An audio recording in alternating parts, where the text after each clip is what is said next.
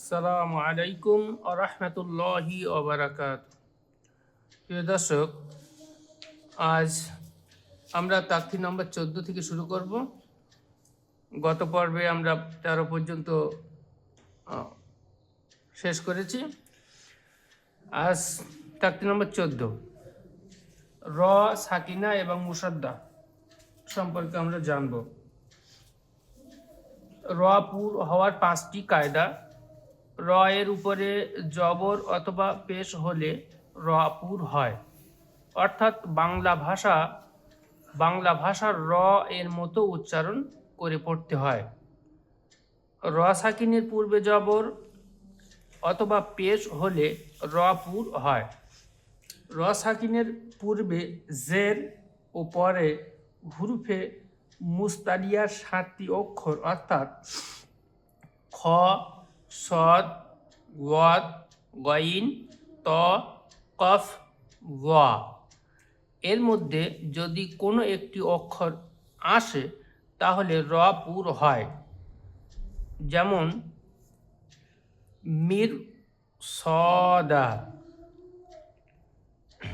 র সাকিনের পূর্বে জের যদি আসল না হয় তাহলে র পুর হয়। র সাকিনের পূর্বে জের যদি আসল না হয় তাহলে র পুর হয়। যেমন আমির তাবু, এটা আসলে আম ইর তাবু ছিল। র সাকিনের পূর্বে জের যদি অন্য শব্দে আসে তাহলে র পুর হয়। যেমন রব্বির জিউন, রব্বির জিউন, এটা আসলে রব্বি ইর জিউন ছিল। নিচের উদাহরণগুলিতে রকে পুর পড়তে হবে। যেমন আরসালনা কুরআনুন ইয়াগরুরকা মিরসাদান কিরতাসিন ফিরকা আমির তাবু রব্বির জিউন মুস্তাকির ফাফিরু বিররুন মাররাতান। হুরুফে কমারি এবং শামসি, এ বিষয়ে কিছু প্রয়োজনীয় কথা। হুরুফে কমারি 14টি: হামজা, বা, জিম, হা, খ, আইন, গইন, ফা, কফ, কাফ, মিম, ওয়াও, হা, ইয়া। যদি আলিফ লাম হুরুফে কমারির প্রথমে আসে, আলিফ লাম হুরুফে কমারির প্রথমে আসে, তাহলে আলিফকে বাদ দিয়ে লামকে পড়তে হয়। একে ইজহারে কমারি বলে।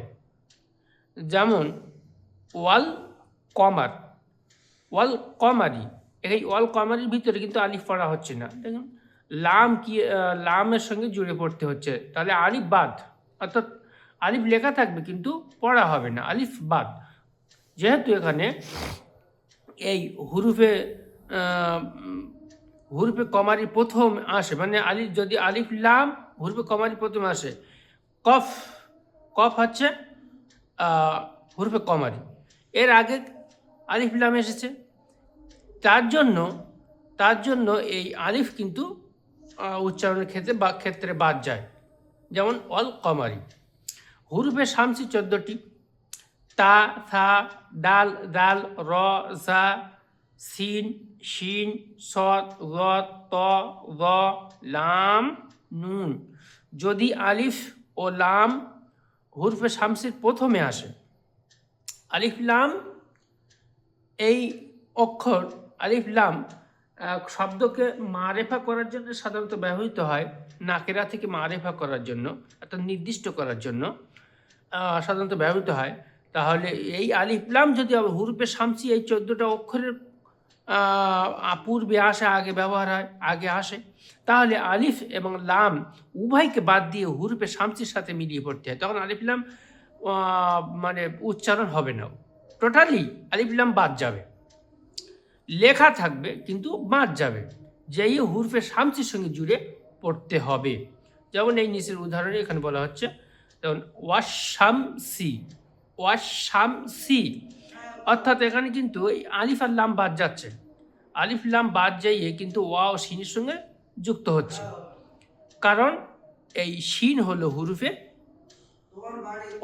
শামসি, শিন হুরুফে শামসি, হুরুফে শামসির 14টার ভিতরে শিন একটা, সেই জন্য আলিফ লাম কিন্তু বাদ যাইয়ে এই ওয়া ও শিনের সঙ্গে জুড়ছে। এই নিচে আরও উদাহরণ দেওয়া আছে এখানে, ওয়াল কমারি, ওয়াল কমারি,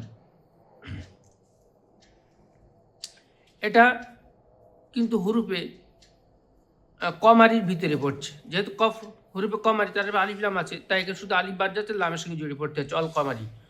ওয়াল ইয়াতামা, এগুলো কি হুরুফে কমারি।